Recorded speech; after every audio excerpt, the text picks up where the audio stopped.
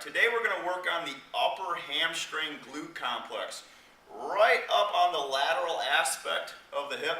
Again, if you play a lot of sports or do a lot of lateral movement, lateral agility, these areas right out here on the outside edge of the leg musculature can get really jammed up and gunked up and restricted.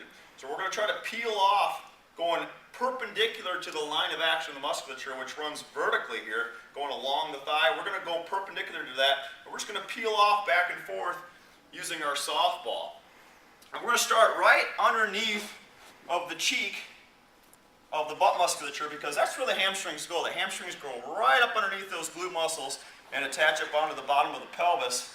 And we're going to peel off right underneath of that glute musculature, right at the top of those hamstrings.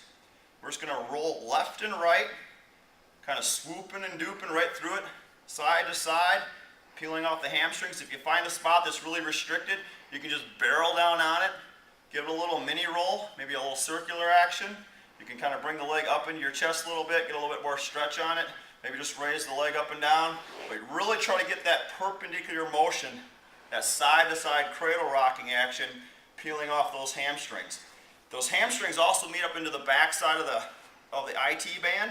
So when you roll to the side here, don't be afraid to get up on the outside edge of that IT band on the back posterior part of the leg and start getting some separation on that IT band, vastus lateralis, and hamstring complex.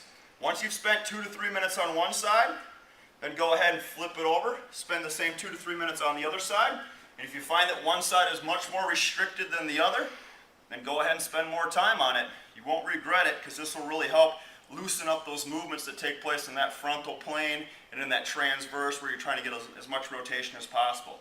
After you spend 2 to 3 minutes on each side, then go ahead and see if you can find a stretch that'll help focus in on that exact area and really try to get some elasticity and some flexibility through those tissues.